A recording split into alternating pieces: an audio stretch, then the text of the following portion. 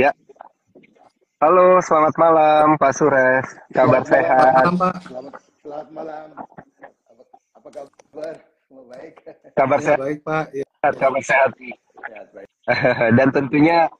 Dan tentunya kita juga berharap ini kondisi 2024 bisa membawa banyak pengaruh positif gitu ya Pak ya untuk kinerja perusahaan supaya portofolio para cuan troopers juga ini di tengah tahun politik 2024 nantinya bisa sehat juga nih Pak. Ya, akan Oke, pasti tahun iya. 2023 performanya luar biasa.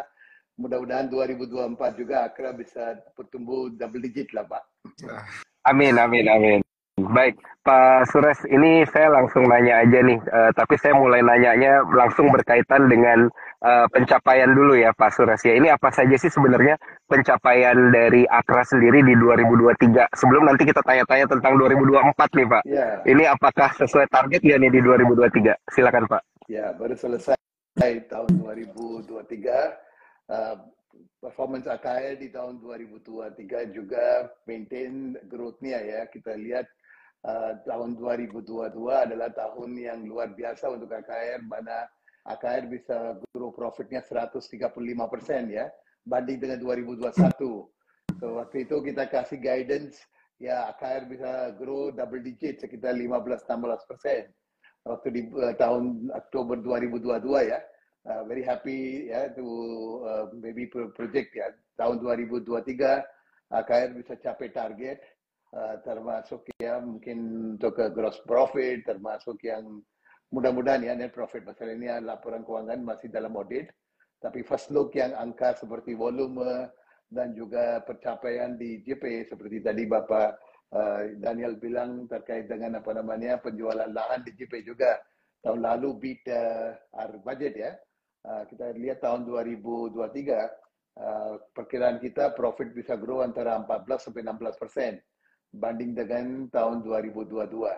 So maybe we will be able to beat most guidance lah atau mungkin konsensus pasar terkait dengan profit.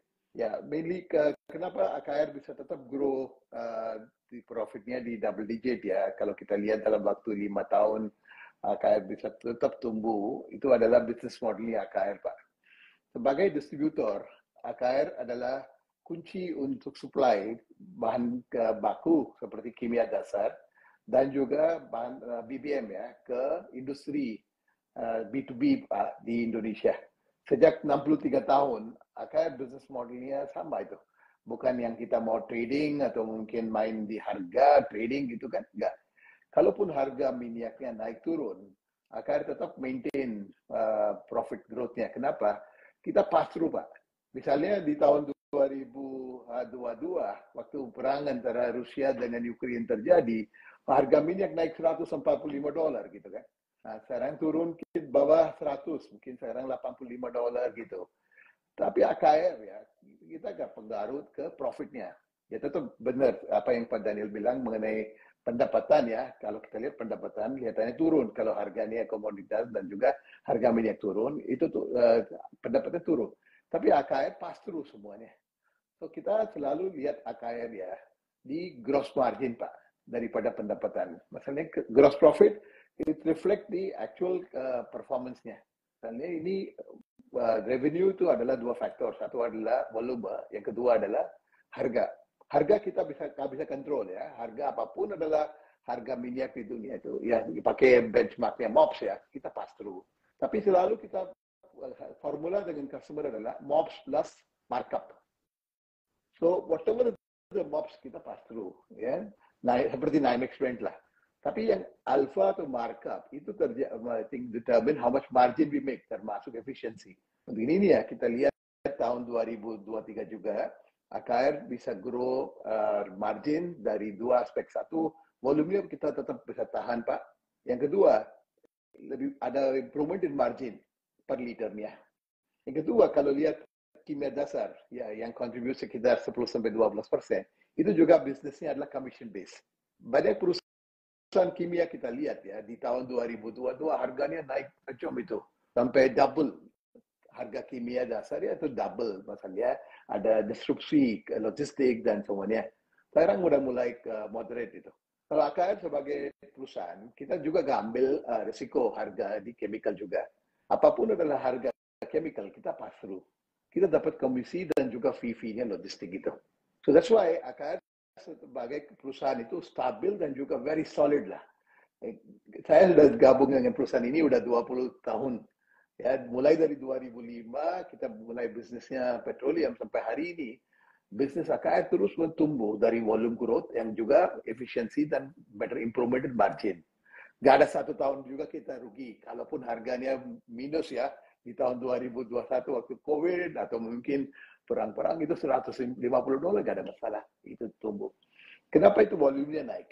Tetap ekonomi Indonesia di tahun 2023 ya growth-nya 5%. Tapi kita lihat, saya lihat volume penjualan atau produksi batu bara dan mineral lainnya termasuk nikel semua tumbuh kan tahun lalu. Dan I think they produce more than their target itu.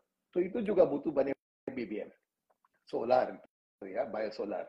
Kedua, sekarang kita lihat, kita Bapak tahu ada downstreaming kan, pemerintah sekarang dorong semua mineral yang mau produksi di Indonesia jangan ekspor mentah, harus smelting ya, smelter. Kalau smelter, ya butuh banyak kimia, seperti caustic soda liquid, sulfuric acid gitu Pak.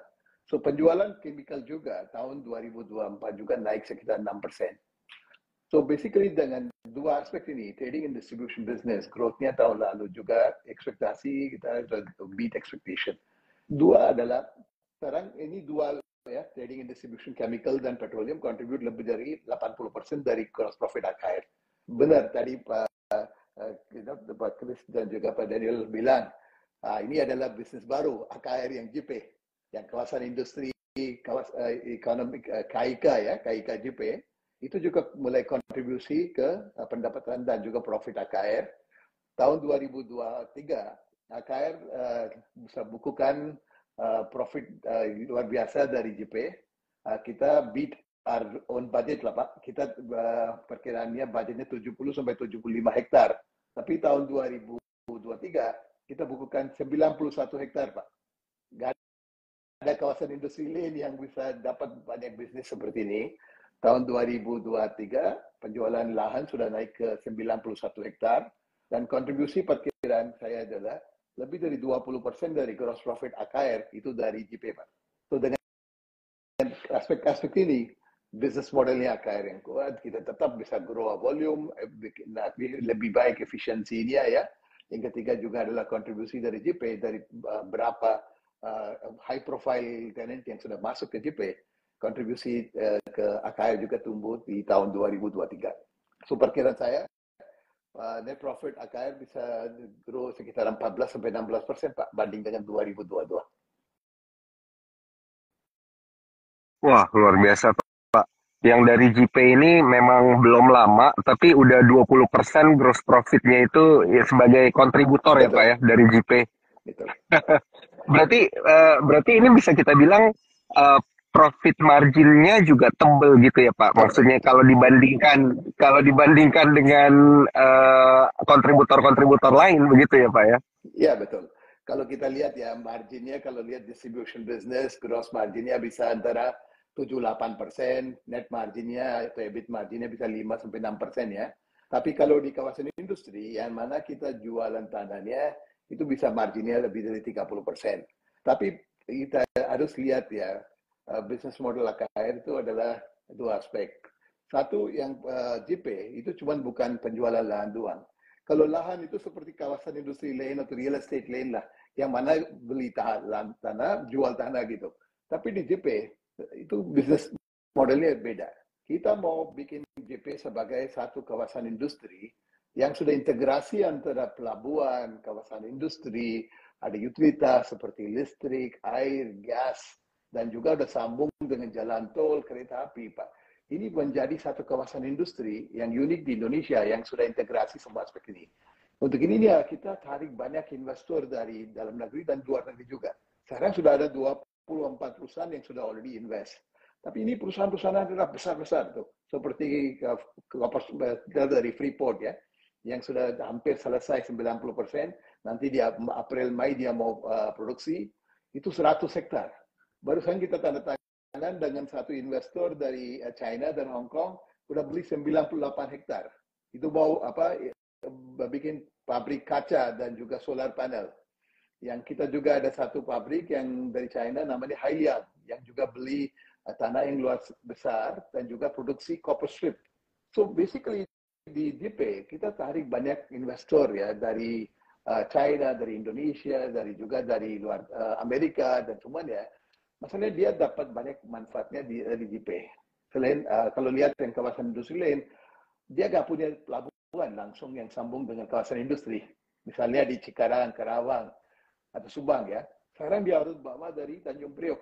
Jauh Pak, 60 kilo. Kalau di JP, langsung disambung dengan pelabuhan. Termasuk sudah ada listrik, airnya sudah ada, gasnya sudah ada. So all this is also resulting in the huge amount of demand untuk tanah di JP. Tahun 2023 saya bilang 91 hektar, tahun sebelumnya 44 hektar, tahun 2024 budget kita 130 hektar. Kadang-kadang orang analis semua bingung, gimana ini bisa growth-nya begini gitu. Tapi ini juga adalah aspek dari kawasan ekonomi khusus juga. Kalau kawasan ekonomi khusus, siapapun invest di JP dapat tax holiday 20 tahun. Nggak usah bayar corporate tax untuk 20 tahun. Impor-ekspor itu kawasannya berikat itu. So tidak ada import duty. Dan juga ease of doing business gitu. So ini adalah satu polisi pemerintah untuk dorong industrialisasi di Indonesia. Itu satu contoh adalah JP Pak, yang hasil itu, berhasil itu.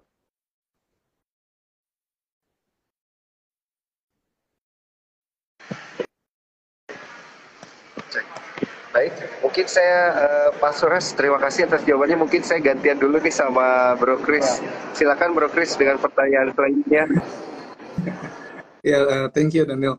Ya Pak, mungkin kan memang highlight dari AKR untuk kedepannya adalah JP-nya ya Pak ya. Mungkin bisa kasih ini Pak gambaran seberapa besar sih atau growth-nya dari land sales ke depannya bagaimana, dan juga mungkin yang menarik adalah recurring income yang akan didapatkan AKR dari ini ya Pak, utilities bisnisnya Pak. Mungkin bisa lebih in-depth ke situ. Ya, thank you Pak. Ya, AKR punya banyak growth driver Pak. Satu yang kunci adalah yang important adalah JP. Nanti saya explain juga ada dua lagi ya. Satu JP, seperti saya bilang, itu adalah kawasan ekonomi khusus yang luasnya tanahnya lebih dari 1.700 atau 1.800 hektar ya untuk kawasan industri. Sampai sekarang sudah already sampai 450 hektar sudah jual atau sudah leasing ya. Masih kita punya land bank yang cukup besar. Ya, lebih dari 800.000 hektar kita masih punya land bank. Kalaupun kita jual 100 hektar, 200 hektar, masih punya tanah untuk 5-6 tahun ke depan. Untuk tahun 2024 saya bilang target 130 hektar ya. So basically kita selalu pilih customer atau tenant yang butuh tanah yang luasnya besar ya, minimum misalnya 15 hektar, 20 hektar ke atas.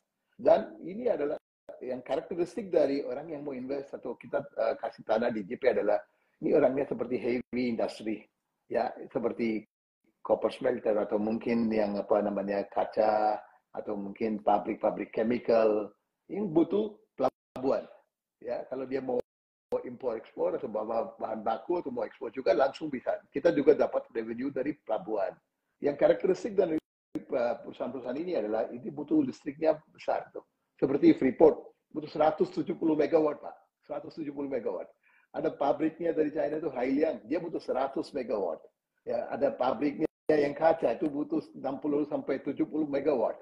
So basically, AKR juga sekarang udah mulai provide utility, ya, termasuk listrik, ya, itu dari PLN jual ke kita, high tension, nanti kita jual ke customer, kita dapat revenue. Dua, gas. Already sudah ada pipa-pipa di JP yang supply gas ke customer. Tiga, air. Nanti ada data. Semua itu kan. So, recurring income itu terjadi dari perusahaan-perusahaan seperti ini. Kalau kita jual tanah ini ke pabriknya mungkin yang mungkin tekstil atau mungkin sepatu atau apa, dia nggak butuh banyak lahan dan nggak butuh banyak listrik. So karakteristik di JP adalah KIK ini especially untuk industri seperti energi, yang manufacturing, chemical gitu Pak. So tahun 2024 kita bisa mulai lihat ada recurring income yang sudah berkembang juga. Masalahnya seperti Freeport, tadi saya bilang April, Mei sudah mulai operasi. Dia butuh sekitar 150 megawatt, functional 170 megawatt ya. Kalau tahun 2024 aja dari mulai April, Mei, mungkin dia butuh lebih dari 100 megawatt. So, basically dengan customer banyak yang seperti ini, kita perkiraannya jumlah listrik yang butuh di JP bisa sampai 1 gigawatt lah. 1000 megawatt. Itu besar kan? Ya, perusahaan AKR, kalau kita udah habisin tanah, udah jual tanah, nanti dapat income dari listrik. Masalahnya semua tenant atau yang ada di pabrik, ada di JP, harus beli tanah listrik dari kita. Itu nggak bisa directly dari PLN. Atau langsung gitu. Kita yang punya IOPTL. Kedua, dia juga butuh pelabuhan. Misalnya Freeport, dia butuh 6 juta metrik ton copper concentrat dari Papua. Ya, kita udah bikin pelabuhan yang langsung udah sambung dengan nanti. Kita perkiraan itu dalam waktu 3-4 tahun, amount of cargo yang sudah handle di JP bisa sampai 15-20 juta metrik ton, Pak. Itu seperti Tanjung Priok.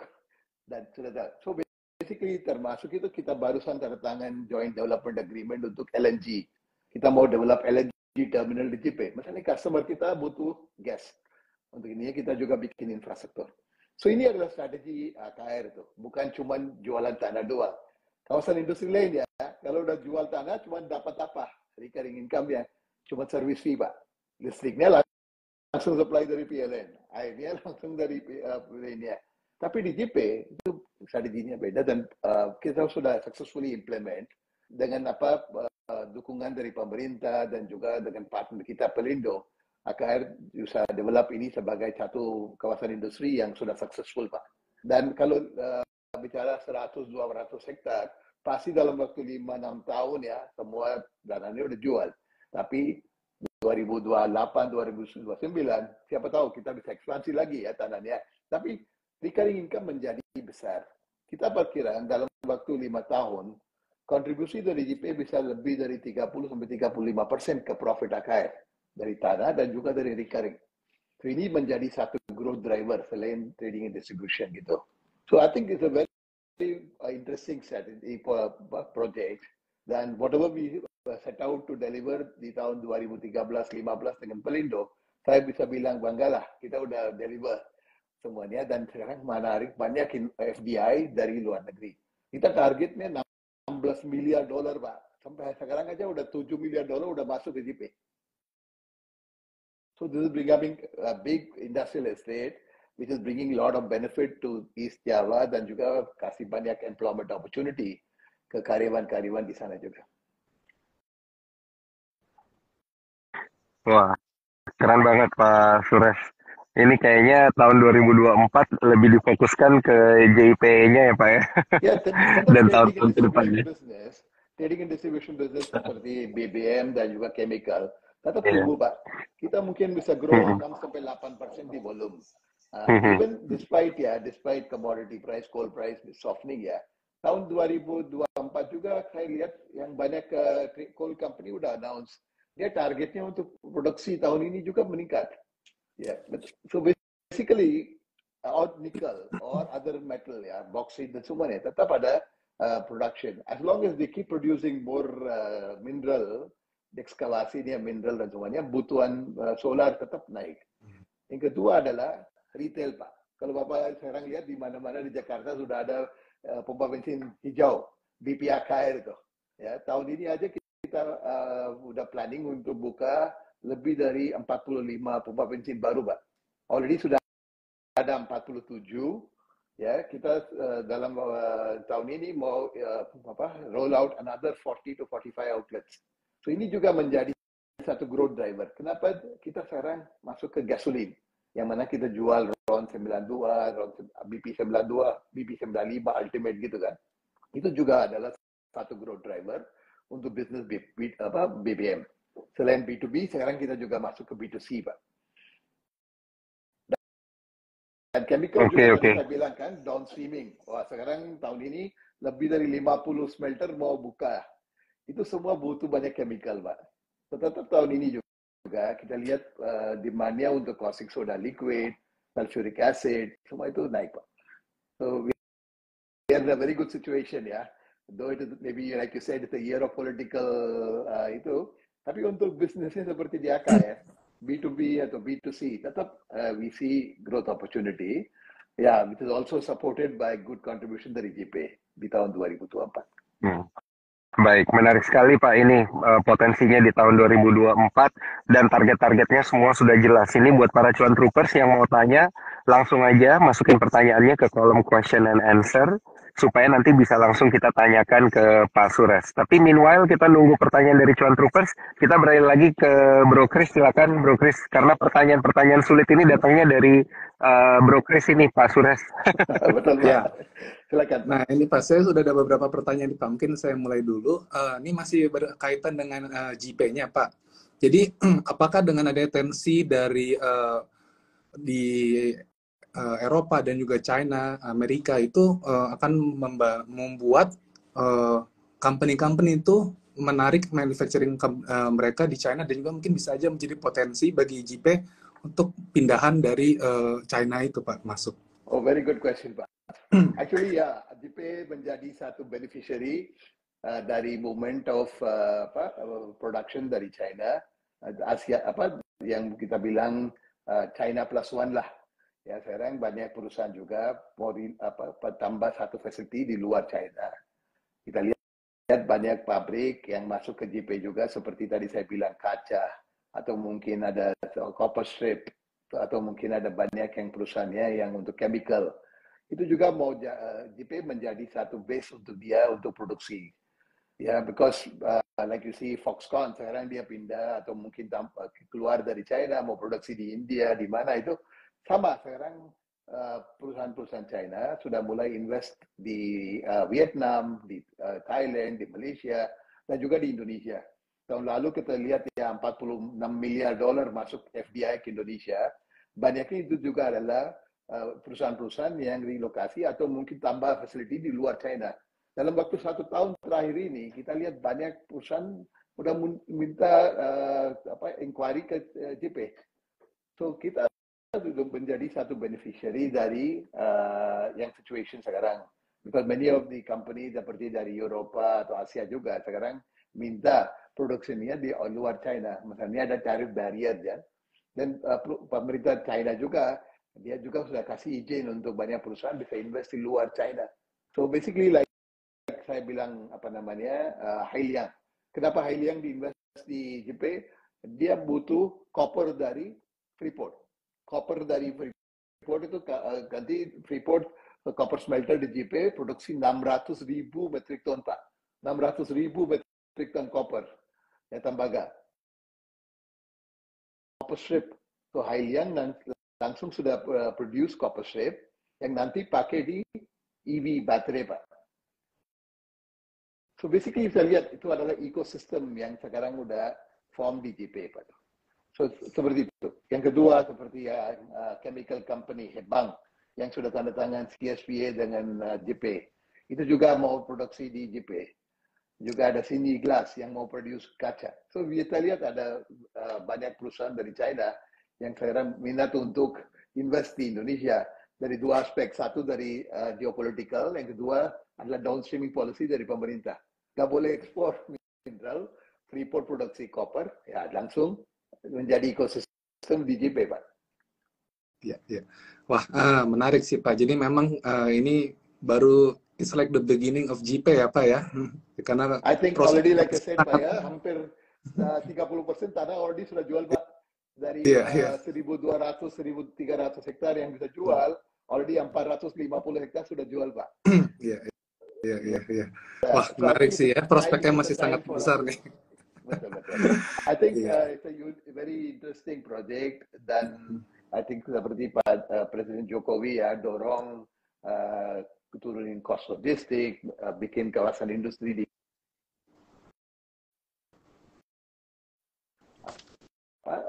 develop this business ya, business model ke depan juga Pak. Ya, thank you Pak. Nah ini sorry nih, saya ada satu pertanyaan lagi nih Pak ya.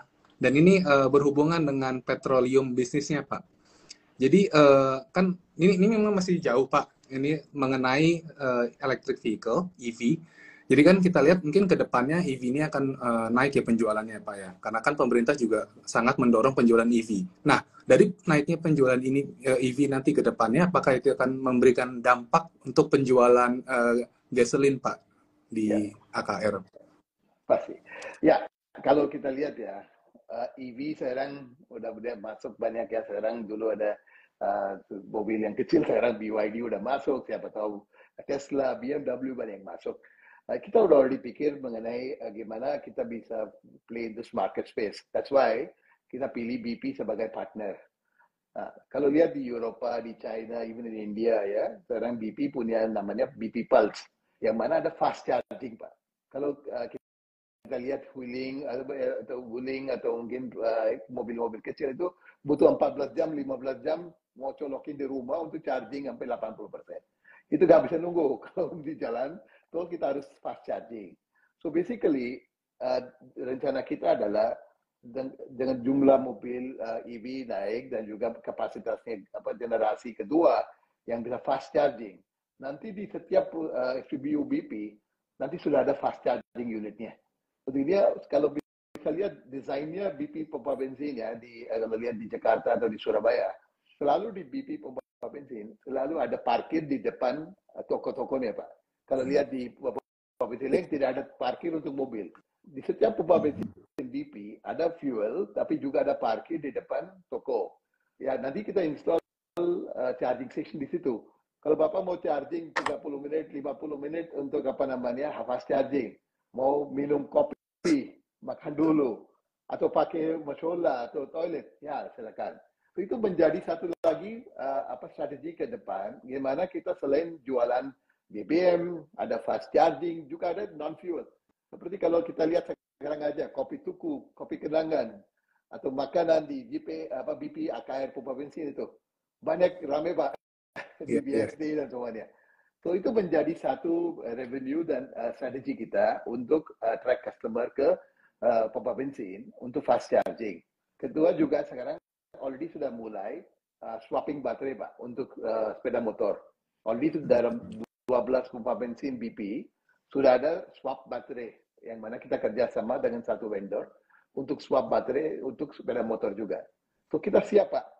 Dan partner kita BP sudah punya teknologi dan pengalaman di charging station. Kita nunggu aja jumlah mobilnya udah banyak ya, kita ada business opportunity, kita masuk Pak. Wah, very Tapi nice.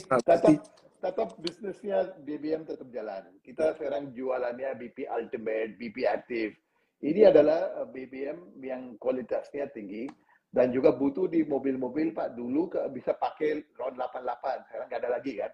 Sekarang banyak mobil yang baru kita beli semua sekarang SUV atau apa, itu butuh 92, 95 Pak. Tetap kita jualan produknya dengan teknologi BP, tapi ya ke depan selain kita jual ada pompa bensin, ada juga charging station, juga ada non-fuel income. Ya, ya. Wah, very nice Pak. Berarti memang BP sendiri dan juga AKR ya telah mempersiapkan adanya nanti dampak dari misalnya perkembangan EV ke depannya ya. Udah disiapkan. Sekarang ini pompa bensin jadi satu lokasi ya untuk trading dan commerce juga Pak. Kita lihat dulu mungkin banyak orang mau exit pompa bensin. Sekarang banyak orang mau masuk ke pompa bensin. Misalnya dia kalau ya mau charging fast charge ya itu nggak bisa di rumah. Yeah. Kalau di rumah cuma 15 sampai 20 kW ya. Kalau untuk fast charging itu butuh 200 sampai 250 kW. Tuh selalu ada bisnisnya untuk pompa bensin itu. Interesting Pak. Oke. Ya, thank you Pak Suresh atas penjelasannya. Mungkin saya balikin ke Bro. Iya. Ini menarik banget Pak Suresh karena berarti sudah mulai merambat ke EBT juga ya Pak ya. Pas banget ada pertanyaan dari cuan troopers kita. Nah, ini dia butuh penjelasan katanya usaha baru EBT. Bagaimana target revenue-nya dan apakah sudah terlihat gitu pelanggan potensialnya. Silakan Pak Suresh. Ya, selain tadi saya explain mengenai EV charging, kita juga baru di bulan ini sudah announce, kita sudah bentuk satu lagi perusahaan untuk renewable energy. Apa perusahaan ini? Kita lihat di JP, kita dengan luas tanahnya 3.000 hektar. ada banyak opportunity untuk instalasi solar panel, Pak. Already kita udah do the pilot project. Sekarang kita juga mau install solar panel di rooftop. Banyak pabrik-pabrik di JP punya rooftop yang besar. Nanti kita mau kerjasama untuk instalasi solar panel di rooftop yang bisa produksi electricity dari solar panel. Yang kedua, kita juga ada air, Pak. Mungkin ada lautnya di depan JP antara pelabuhan dengan kawasan industri. Kita juga mau install floating solar panel. So itu ada potensial untuk produksi kita sekitar 80 sampai 100 megawatt, Pak. Listrik dari solar panel. Dua juga adalah di JP kita juga ada rencana untuk berapa electric generation plant, tapi semua pakai gas, Pak, bukan coal. Untuk ini tadi saya bilang kita mau juga bangun satu LNG terminal yang nanti selain supply gas, kita juga pakai gas untuk produksi listrik. Itu juga menjadi satu aspek ya. Kalau di LNG terminal itu ada banyak cold energy, itu juga bisa pakai untuk banyak usage untuk renewable energy. So barusan kita sudah announce juga satu lagi perusahaan sudah already bentuk di AKR untuk renewable energy, namanya BREN, Pak. Barkar Renewable Energy Nusantara. Ini juga adalah satu strategi untuk KKR untuk develop JP sebagai satu clean industrial zone. So, already sudah pikir gimana aspek ESG juga, Pak. Mantap, Pak. Berarti ke depannya memang sudah ada pipeline ya, Pak ya, ke arah renewable energy dan akan ada pengembangannya, Pak. Saya mundur sedikit boleh ya, Pak, sebelum saya gantian lagi sama Bro Chris. Saya tuh penasaran, ini kan di tahun depan dan tahun ini dan tahun depan rencana akan ada penambahan SPBU mungkin 40 sampai 45 unit gitu ya, Pak ya, di seluruh Indonesia. Nah, ini wilayah mana yang disasar, Pak, mayoritasnya? Primarily kita lihat di Greater Jakarta, Pak ya, Jabotabek, termasuk Bandung ya nanti. Kita mau buka di South Jakarta, North Jakarta, East Jakarta, Bandung, dan juga di Jalan Tol, dan juga di Surabaya, Malang, dan daerah-daerah di East Jawa, Pak. Ini dua area yang kita fokuskan. Satu di Jabotabek dan Bandung, yang kedua adalah di East Jawa, mainly di Surabaya, Gresik, Malang, dan sekitarnya. Kenapa kita pilih ini dua area? Itu adalah tempat yang ada banyak user ya, mobil yang mewah, dan juga sekarang pindah ke Euro 3, Euro 4. Dan AKL juga udah punya infrastruktur untuk support. Nanti kita ada rencana untuk buka sampai 350 pompa bensin, Pak, dalam waktu 5-6 tahun. Nanti ada daerah-daerah lain juga, Jawa Tengah, mungkin Medan, Kalimantan, dan lainnya. Maksudnya AKL sudah punya infrastruktur di seluruh Nusantara, Pak. 18 pelabuhan selain di Jawa, Sumatera, Kalimantan ada. Sekarang kita buka banyak di Sulawesi juga. So itu butuh backbone-nya, betul nggak? Kalau mau bisnisnya seperti B2B atau B2C, itu butuh logistik. Seperti storage terminal, pelabuhan. Maksudnya ini BBM-nya impor, Pak. Masih Indonesia sekarang kurang kan BBM-nya, kita import dari luar negeri, butuh infrastruktur seperti pelabuhan, ada kapal dan juga truk. So AKR dapat bisnis dari dua, satu dari buka pompa bensin, yang kedua adalah logistik, Pak. So basically that is the strategy. Kenapa kita juga invest di retail, dan tahun ini ya rencananya kita mau buka hampir 85 pompa bensin, udah mulai operation dalam tahun 2024. Sekarang already 47 sudah operational, Pak. Nanti bisa lihat banyak yang di Central Jakarta, South Jakarta, East Jakarta juga ada banyak. Nanti kita ada sekitar 7 atau 8 di Bandung. Kita juga mau buka di Surabaya, Pak, banyaknya. Baik, baik. Menarik, Pak. Pak, ini ada pertanyaan follow up question, Pak, berkaitan dengan JIPE-nya. Nah, tadi kan katanya Pak Suresh menyebutkan bahwa kebutuhan listrik untuk JIPE area bisa sampai 1000 megawatt. Kalau untuk sekarang, kapasitas listrik di JIPE sudah berapa, Pak? Silakan Pak Suresh. Ada 3 sumber, Pak, untuk listrik di JIPE untuk customer kita. Satu, already sudah punya gas power plant, Pak, already sudah kita ada IUPTL 515 megawatt. Ya, ini adalah IUPTL untuk JP yang mana kita produksi sendiri, Pak. Ya, gasnya pakai gas. Yang kedua, kita dapat support dari PLN juga, 500 megawatt. Already substation sudah ada. Listrik yang high power dari PLN masuk ke JP, kita supply pakai distribution kita ke customer. Itu 500 megawatt. Dengan ini aja udah 1000. Tadi saya bilang 80 sampai 100 megawatt dari renewable. So ini 1 sampai 1,1 gigawatt itu bisa supply dari produksi sendiri, juga dapat support dari PLN, yang ketiga juga dari renewable, Pak. Already sekarang PLN sudah mulai supply, seperti tadi saya bilang Freeport copper smelter mau operation tahun ini kan, already substation sudah ada di JP, dan already sudah mulai supply ke Freeport.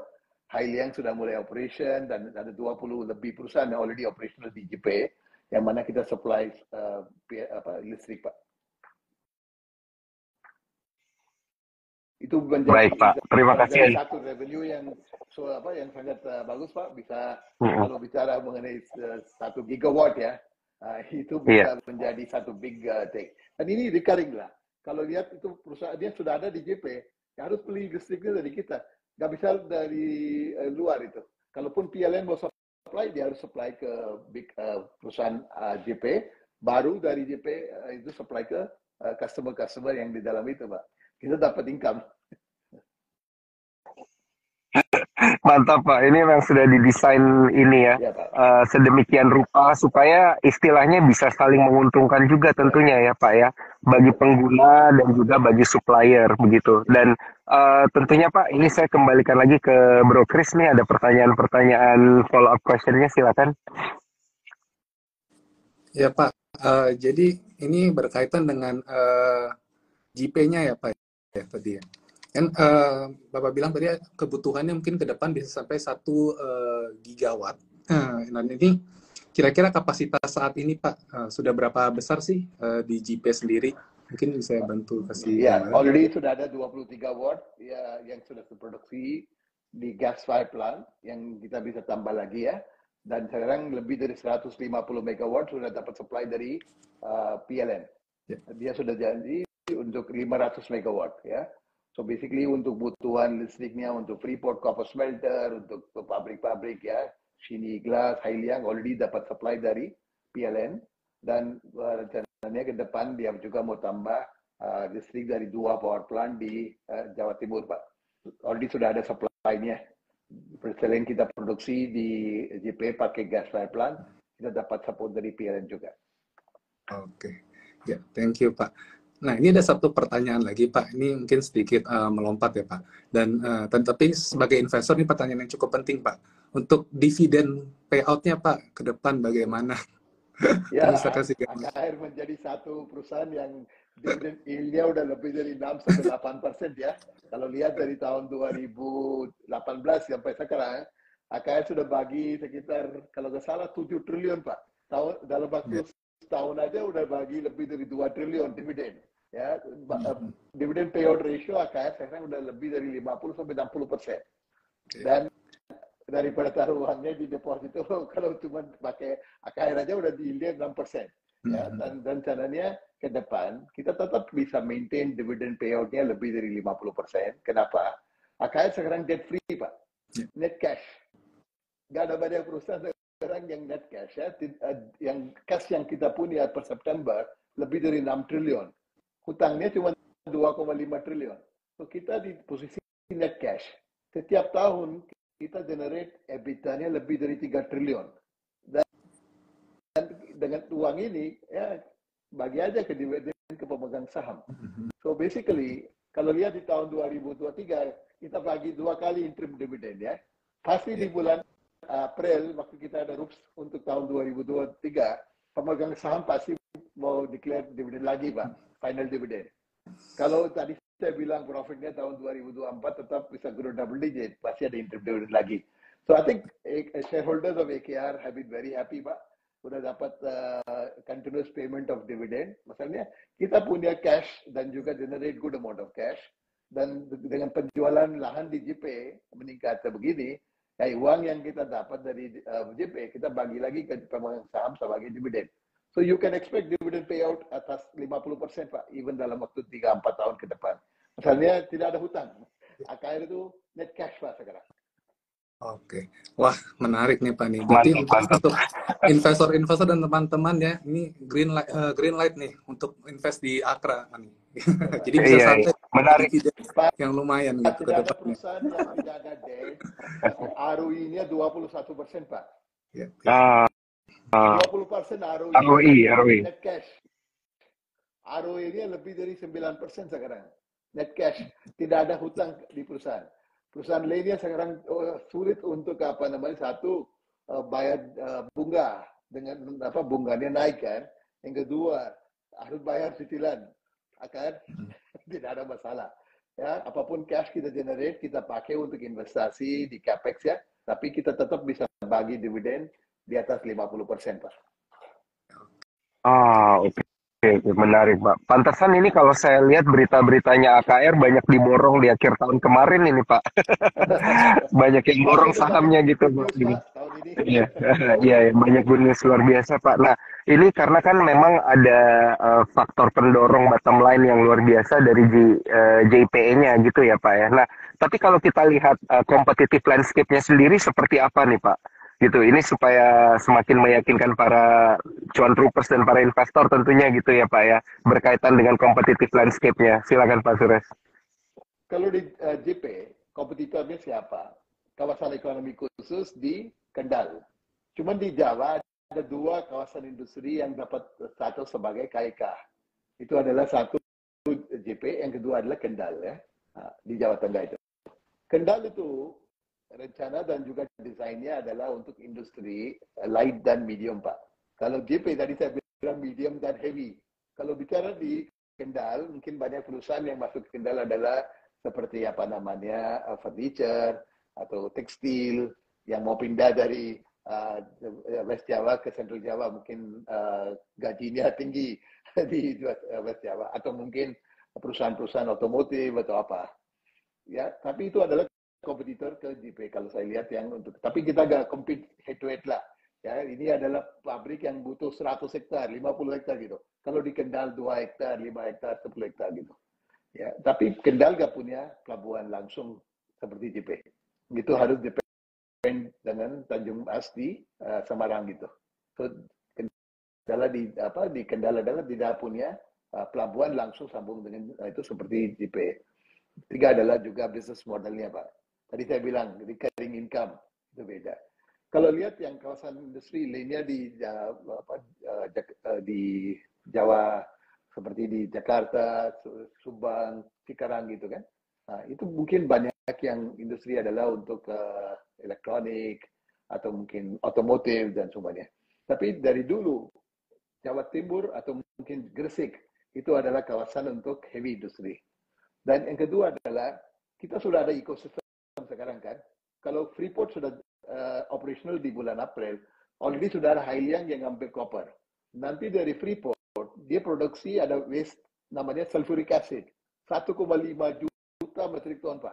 Sulfuric acid nanti itu menjadi bahan baku untuk industri seperti yang baterai, mungkin untuk chemical, untuk fertilizer. Kita lihat di Gresik, kenapa ada semen Gresik, kenapa ada petrokimia? Itu dapat bahan dari smelternya di Gresik, Pak.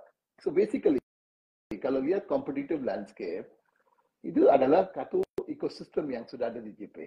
Selain kita compete dengan kawasan industri di Kendal, kompetitor kita adalah di luar negeri, Pak. Vietnam, Thailand, Malaysia, gitu, Pak.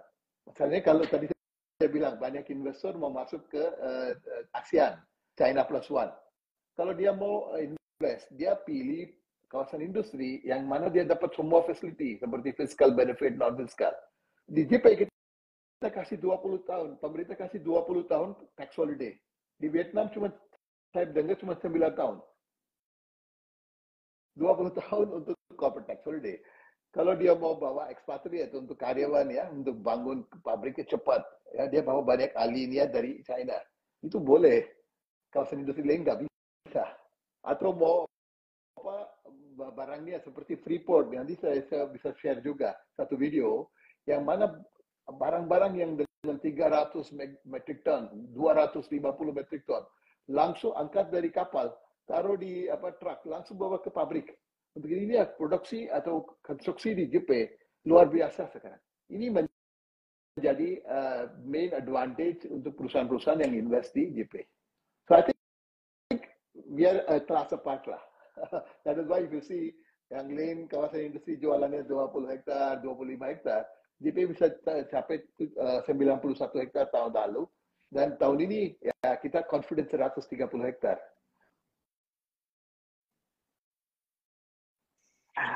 Mantap, mantap, Pak. Pak, sorry, Pak Sures dan Bro Chris, ini ada satu follow-up question menarik juga nih, berkaitan dengan area, Pak. Ini, mumpung kita ngomongin competitive landscape. Apakah Pak Sures melihat area di Cisumdawu ini yang besar dengan land banks itu adalah kompetitor, Pak? Menarik ini, Pak. Ya, ada banyak kawasan industri di Kalimantan, di Sulawesi, dan lainnya, Pak ya. Tapi kalau lihat manufacturing dari zaman dulu ya, manufacturing selalu di Jawa, Pak. Masalahnya kalau mau manufacturing, itu cuma bukan industri kawasan industri aja. Dia juga butuh tenaga kerja. Harus ada qualified manpower. Yang kedua juga adalah ease of doing business. Kalau mau cari 100 hektar, 200 hektar, Pak, sangat susah, Pak. Untuk dapat 5 hektar aja susah. Ya, so basically di JP kita lihat yang ekosistem yang sudah ada di JP sekarang, dan masuk yang mungkin support dari pemerintah itu luar biasa. Dan sekarang sudah ada anchor tenant-nya kan. Lainnya juga harus cari anchor tenant. Kita lihat Batang atau mungkin yang lainnya kan. Masih belum ada anchor tenant-nya, Pak. JP sudah ada anchor tenant-nya. Itu yang penting. Kita dalam 8 tahun, 9 tahun kerja ya, kita sudah dapat 3 major anchor tenant. Di JP sudah ada emas, Pak, dari Freeport, copper, 2, cetakan uang, Bank Indonesia. Sekarang sudah beli sekitar, kalau nggak salah, 17 hektar. Sekarang dia cetak uang di JP. Nanti yang ketiga, ada renewable, seperti sini glass, sini power panel. Nanti juga ada banyak perusahaan-perusahaan yang sudah masuk. Ini semua adalah perusahaan-perusahaan yang kenapa dia invest di JP. Pasti kalau perusahaan yang mau invest $800 juta, $1 miliar, dia sudah evaluasi semua. Kalau dia nggak mau invest di sini kan, daripada itu dia udah invest di Malaysia atau di Thailand atau di Vietnam gitu.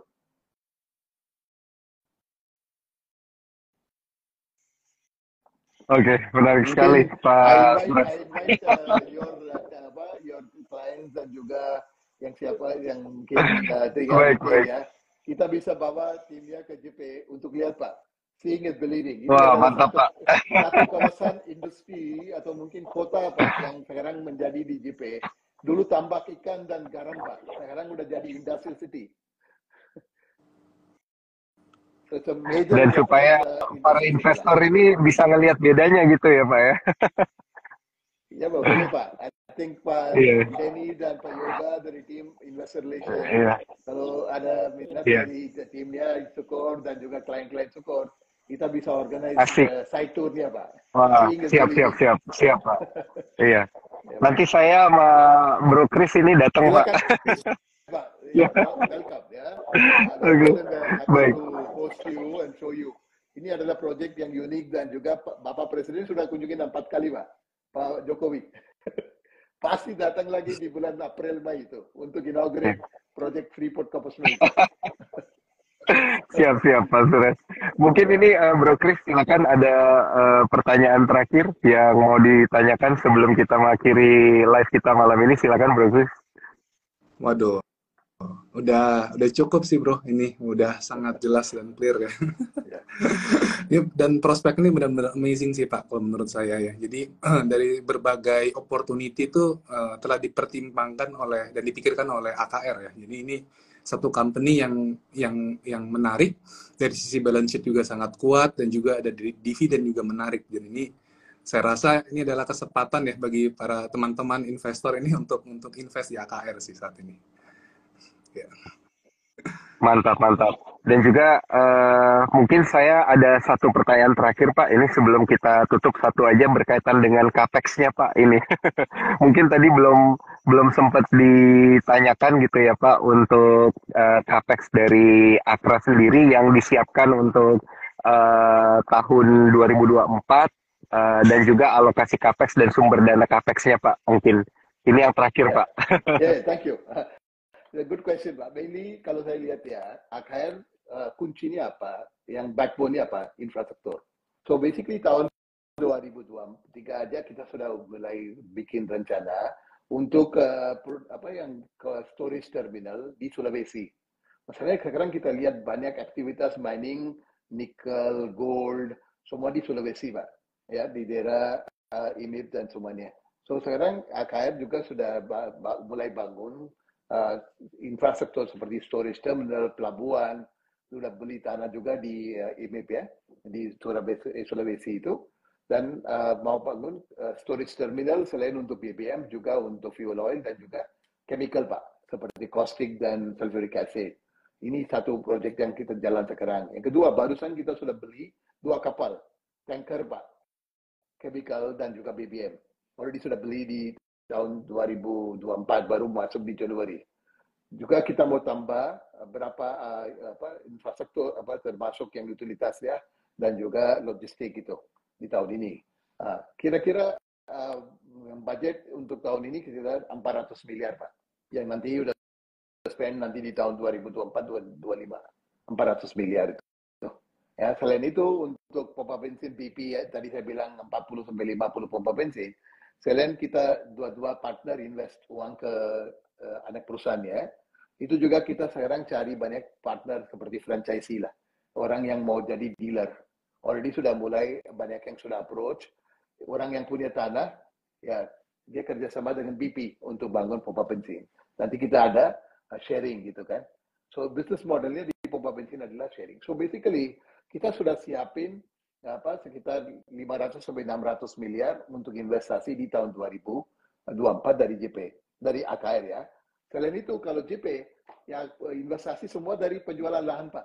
Kalau tahun 2024 kita bisa jual 130 hektar, hampir 3